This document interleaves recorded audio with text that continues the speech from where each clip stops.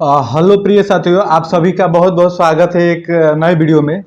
इस वीडियो में हम जानेंगे, आप तो जानते हैं कि यूपी बेसिक शिक्षा परिषद में इतने फर्जीवाड़े तरीके से भर्ती होकर शिक्षक कार्यरत हैं कि अगर एक बार अच्छे से उनकी जांच कर ली जाए तो आप देखेंगे कि 30 से 40% शिक्षकों की छटाई हो जाएगी। तो उसी के अंतर्गत एक आप दैनिक जागरण में छपे आर्टिकल के अनुसार आपको हम कुछ बताने वाले हैं। तो आप देखेंगे कि जो विशिष्ट बीटीसी 2000 आपका 7 और 8 में हुआ था, तो उसके अंतर्गत दिव्यांग कोटे से कुछ ऐसे अभ्यर्थी फर्जीवाड़े तरीके से नियुक्त हो गए हैं जो नियुक्त के काबिल नहीं है, जिनका आप देखेंगे विकलांगता 5 से 10% है और वो 40-50% का सर्टिफिकेट बनवा के उसमें वो नियुक्ति पा लिए हैं। तो उसी के परिप्रेक्ष्य में सरकार की तरफ से एक आर्टिकल जारी करके उनको तुरंत बुलाया गया है फिर वापस जांच के लिए। तो आप देखेंगे वो उपस्थित नहीं हो पा रहे हैं। तो उसी के परिप्रेक्ष्य में ये वीडियो है। तो उससे पहले आप अगर हमारे चैनल पे नए हो तो चैनल को सब्सक्राइब कर लीजिएगा ताकि ऐसी जानकारी आप तक पहुंचती रहे। तो सबसे पहले बात करें, आपको क्या ये सही है? तो अगर उसमें आप देखेंगे तो आपको फर्जीवाड़े तरीके से शिक्षक विभाग ही नहीं, कोई भी विभाग हो, आप फर्जीवाड़े तरीके से आप नियुक्ति नहीं लेनी चाहिए। इतनी इंसानियत, इतना काबिलियत अपने अंदर रखना चाहिए कि हम अच्छे तरीके से अच्छे डॉक्यूमेंट के साथ उस वैकेंसी में पार्टिसिपेट करेंगे और अच्छे दावेदारी के साथ हम वहाँ पे होंगे। लेकिन कुछ अराजक तत्वों समाज में कुछ व्यापक तौर पर फैले अराजक तत्वों के कारण ही देखेंगे किसी भी भर्ती में ये हाल होता है। तो उसी में ये हाल हुआ है। अगर एक बार आप फर्जी तरीके से नियुक्त हो जाते हैं, अगर फिर आप दोबारा उसे पकड़ में आते हैं तो आपको तो पता ही है कि आपको रिकवरी तो करना ही पड़ेगा। तो आप रिकवरी फिर कैसे करेंगे? एक मान लीजिए एक बार आपने पैसा देकर कहीं से या फर्जी दस्तावेज लगा के हो भी गए, तो आपको जो उसके आप नियुक्ति हो गई, उसके बाद जो आपके पैसे मिलेंगे तो आप अपने रोजमर्रा के जीवन की जरूरतों को पूरा करने में वो पैसा खर्च कर देते हैं। फिर बाद में पकड़े जाने पे जब आपको रिकवरी होती है तो आपको तो पता है कि रिकवरी के साथ साथ आपको बहुत कुछ देना पड़ता है। तो ऐसा नहीं होना चाहिए। और इसमें परेशानी अच्छे बच्चों को भी होती है जो सही तरीके से, सही लीगल तरीके से पढ़ाई करते हैं, होने के लिए प्रयास करत रहते हैं, और इस प्रकार से फर्जीवाड़े लोग उसमें आ जाते हैं तो फिर दिक्कत हो जाती है। तो वही आपको इस में बताने वाले हैं। तो आइए देखिए, जैसा कि इस अखबार में आप देख सकते हैं, इसमें दिया गया है कि मेडिकल बोर्ड के सामने उपस्थित न होने वाले शिक्षकों पर होगी कार्रवाई। वही आप देखेंगे कि भर्ती प्रक्रिया में फर्जी दिव्यांग प्रमाण पत्र इस्तेमाल होने से लगे थे आरोप। वही देखेंगे विशिष्ट बीटीसी परीक्षण 2007-2008 विशेष चयन भर्ती के ये शिक्षक हैं। अगर इसमें बात की जाए तो आप देखेंगे विशिष्ट बीटीसी परीक्षण 7-8 में 189 दिव्यांग शिक्षकों ने मेडिकल बोर्ड में अब तक अपना प्रमाण पत्र नहीं दिया है। आप देखेंगे कि दिव्यांगता का जो सर्टिफिकेट होता है उसके आधार पर वो नियुक्त हो गए हैं, लेकिन अभी तक 189 ऐसे कैंडिडेट हैं जिन्होंने अपना दिव्यांग सर्टिफिकेट वहां पर नहीं लगाया है। उसके बाद आप इसमें देखेंगे कि कोर्ट के निर्देश के बाद भी शिक्षक 2016 से 2022 के बीच अभी तक मेडिकल बोर्ड के सामने जांच के लिए पेश नहीं हुए हैं। तो अर्थात कहने का मतलब इसमें सीधा सा ये है कि पेश न होने के कारण क्या है? पेश न होने के कारण उनका सीधा सा यही है कि वो फर्जी तरीके से अपना सर्टिफिकेट बनवाए हैं और उस पर नियुक्त हुए हैं। तो इसमें आप देखेंगे, इसमें दिखाया गया है कि 220 दिव्यांग अभ्यर्थी आयु में से सिर्फ 31 मेडिकल के लिए वहां पे उपस्थित हुए, यानी 220 को अभी तक चिन्हित किया गया है। तो उसमें से बुलाया गया, तो आप देखेंगे अभी तक वहां पे 31 ही ऐसे अभ्यर्थी, ऐसे शिक्षक हैं जो उपस्थित हो पाए हैं। तो इसका कारण क्या है? इसके जिम्मेदार कौन है? या ऐसा क्यों होता है कि पहले भर्ती कर लिया जाता है, नियुक्त कर लिया जाता है, फिर इस प्रकार की बातें सामने आती है? अगर भर्ती के समय में ही उसे अच्छे से देखा जाए, अच्छे से डॉक्यूमेंट वेरिफिकेशन हो, हर प्रकार अच्छे तरीके से की जाए, तो उसी समय ये फर्जीवाड़ा पकड़ा जा सकता है। लेकिन उस समय आप देखेंगे वो नियुक्तियां हो जाती है, फिर बाद में चल के ये समस्याएं सामने आती हैं।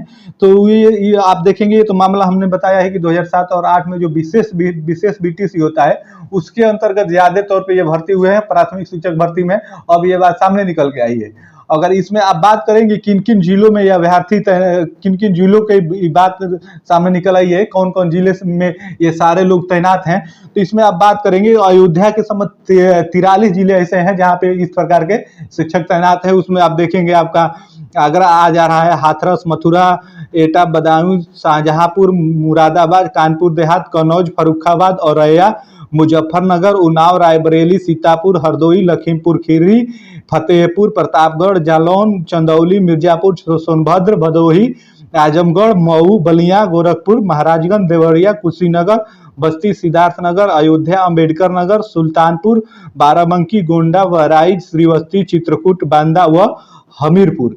इतने 43 जिले हैं जिसमें फर्जी सर्टिफिकेट विकलांगता की लगा के विकलांग कोटे से नौकरी पाके वो शिक्षक नौकरी कर रहे हैं। तो इस प्रकार से ये नहीं होना चाहिए, क्योंकि आपको तो पता है कि एक नॉर्मल छात्र कितनी मेहनत करने के बाद कितनी दावेदारी पेश करता है उसमें होने के लिए। अगर इस प्रकार से लोग भर्ती होते रहेंगे फर्जी दस्तावेज लगा के इलीगल तरीके से, तो उन छात्रों के लिए, उन भाइयों के लिए दिक्कत हो जाती है जो अपनी दावेदारी मजबूती के साथ पेश करते हैं। उसके लिए आप देखेंगे 2-2 साल 3-3 साल तैयारी करते हैं, प्रिपरेशन करते हैं कि हमारा उसमें हो, और इस प्रकार से अराजक कुछ समाज के अराजक तत्वों के कारण इस प्रकार की बातें सामने निकल के आती है। तो इसमें सरकार की भी जवाबदेही होती है, वो मेडिकल अधिकारियों की भी जवाबदेही होती है। अगर मान लीजिए इसी का जांच अगर अच्छे से किया जाए तो जो नियुक्ति पाए हैं, जिन्होंने प्रमाण पत्र बनाया है, वो तो दोषी हैं ही, इसके दोषी वो आपके मेडिकल के अधिकारी भी हैं जिन्होंने इनका मेडिकल किया है। किस प्रकार से मेडिकल किए हैं, सामने रह के मेडिकल नहीं किए हैं, ये पैसा लेके मेडिकल किए हैं। तो अब तो इनको घेरे में आने के बाद वही बताएंगे इसका कारण। तो ऐसा उन अधिकारियों को भी नहीं करना चाहिए। बड़े पोस्ट पे हैं, उनका भी ओहदा है, तो उनको भी अपनी जिम्मेदारी लेनी चाहिए। समाज के प्रति जो उनकी जिम्मेदारी है उनको भी उन्हें निभाना चाहिए। उनको भी सामने कैंडिडेट को बुला के उनको अच्छे तरीके से जांच करके उनका मेडिकल बनाना चाहिए। वो जो जितने के एलिजिबल है, 10% के एलिजिबल है तो उतना ही उनका बने, 30 के हैं उतना ही बने, 20 के हैं उतना ही बने, लेकिन उनको सामने रख के करना चाहिए। तो आप देखेंगे सारे अधिकारी ऐसे नहीं होते हैं, ऐसा नहीं कहा जा सकता, लेकिन कुछ के चलते ही सारे लोगों की नाम बदनाम होता है, सबका नाम सामने आता है। तो इस प्रकार के तत्व नहीं होने चाहिए और इनकी जांच अच्छे से होनी चाहिए। अगर एक बार शिक्षा विभाग छोड़िए, और विभागों को तो छोड़िए, सारे विभागों में वही हाल है, लेकिन एक बार अगर उत्तर प्रदेश की जो ये शिक्षा व्यवस्था है, शिक्षा विभाग, खासतौर पे ये प्राथमिक का जो शिक्षा विभाग है, अगर इसमें एक प्रकार अच्छे से जांच कर दी जाए तो आप इसमें देखेंगे आधे से अधिक शिक्षक वैसे ही निकलेंगे जो इलीगल तरीके से फर्जी दस्तावेज लगा के या अलग एक्टिविटियों के साथ इसमें नियुक्ति पाए हैं। तो इस प्रकार से नहीं होना चाहिए, क्योंकि आप ये देखेंगे एक मिडिल क्लास परिवार से आने वाला छात्र बड़ी शिद्दत के साथ, बड़ी मेहनत के साथ अपना बीटीसी बीएड करता है और उसके बाद प्रिपरेशन करता है सुपर टेट की, और उसमें सुपर टेट में जाने के बाद 1 और 2 नंबरों से छट जाता है। और छटने का चूंकि कारण भी ये हो जाता है कि इस प्रकार के लोग उसमें आ जाते हैं और वो ऊपर आ जाते हैं तो छट जाता है। तो ऐसा नहीं होना चाहिए। उसके बाद इसमें आप देखेंगे एक तो वैसे ही प्राथमिक शिक्षक भर्ती को लेके यूपी में वो बड़ी दयनीय स्थिति हो गई है। आप देखेंगे कि आपका 17 बैच हो, 18 बैच हो, 19 बैच हो, 20 में तो कोरोना के चलते एडमिशन ही खैर नहीं हो पाया, और 21 बैच आप देखेंगे पर कार्यरत है। 21 बैच आपका प्रगति पे है, उसका भी अब सेमेस्टर लगा हुआ है। तो इसमें भी आप देखेंगे कि इन 3 बैचों में आपके बीएड हो चाहे बीटीसी हो, तीनों बैच पूरे करके बैठे हुए हैं शिक्षक भर्ती के इंतजार में।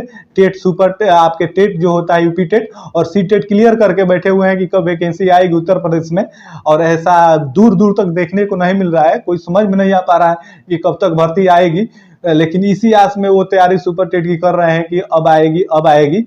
तो इस प्रकार से भी व्यवस्थाएं नहीं होनी चाहिए किसी भी प्रदेश की। सबसे तो पहले सरकार को ये चाहिए कि इसका एक शेड्यूल जारी कर दे, प्रत्येक वर्ष ही वैकेंसी ले, 5,000 ही ले, 10,000 ही ले, उसका भी उनको एक शेड्यूल जारी कर देना चाहिए कि हर महीने, इस महीने में वैकेंसी निकालेंगे हम और इस महीने तक नियुक्त कर देंगे। तो इस प्रकार से प्रोसेस होना चाहिए, तब जाके आप शिक्षा विभाग के साथ साथ कोई भी विभाग हो उसमें आप सुधार कर सकते हैं। उसके बाद आप देखेंगे इस समय तो ये दयनीय स्थिति है कि अगर एक बार शिक्षक भर्ती आ जाती है और खुदा न खास्ता अगर उसमें उस कैंडिडेट, उस भाई का, उस लड़की का नहीं हो पाता है तो उसके जीवन में क्या बीतता है, उसके मानसिक स्थिति क्या होती है, अब वही बता सकता है। क्योंकि यूपी का वो हाल है कि आप देखेंगे अगर एक बार वैकेंसी आपके सामने से निकल गई तो फिर दोबारा 5 साल बाद आएगी कि 10 साल बाद आएगी, कुछ कहा नहीं जा सकता। इसलिए बच्चे अवसाद का शिकार होके ही पढ़ाई करते हैं। तो उस प्रकार से और आप देखेंगे नीचे चले जाते हैं। जो भी अगर आप प्रेशर दे के दिमाग में खुले मन से नहीं पढ़ेंगे तो आपको नीचे जाना ही जाना है। और जाहिर सी बात है अवसाद आ ही जाता है ना चाहते हुए, क्योंकि आप देखेंगे एक तो वैकेंसी आनी नहीं है। अगर आ भी जाए बाई चांस खुदा ना खास्ता 40-50 हजार ही आ जाए तो आप देखेंगे कितने कैंडिडेट हो जाते हैं। एक तो आपको 15 से 20 लाख बीएड बीटीसी मिला के आपके कैंडिडेट हो जाते हैं सुपर टेट में, और उसके बाद उसमें न होना, उसके बाद उस लड़के से पूछे उस पर क्या बीतती है। तो इस प्रकार से व्यवस्थाएं नहीं होनी चाहिए। सरकार को भी इसके प्रति जवाबदेही होना चाहिए, शिक्षा विभाग को भी इसके प्रति जिम्मेदारी अपनी लेनी चाहिए। प्रत्येक वर्ष का एक शेड्यूल जारी कर दे कि हम इस वर्ष इस महीने में इतनी वैकेंसियां निकालेंगे, चाहे वो 5,000 की हो ना हो, 10,000 ही क्यों ना हो। उसमें ये रहेगा कि अगर एक बार बालक अगर उसमें नहीं होता है, छात्र उसमें नहीं होता है, तो फिर वो जी जान से एक साल मेहनत करेगा कि हमें अगले साल इस महीने में वैकेंसी आएगी, हमें उसमें होना है। तो इस प्रकार से व्यवस्थाएं होनी चाहिए शिक्षा विभाग के साथ साथ अन्य विभागों में, तब जाके आप समाज के प्रति सरकार हो या एक छात्र हो या शिक्षक हो अपनी जिम्मेदारी को निभा पाएगा सही से। और ये जो फर्जीवाड़ा वाला आपको खबर सामने आई है तो ऐसा नहीं होना चाहिए।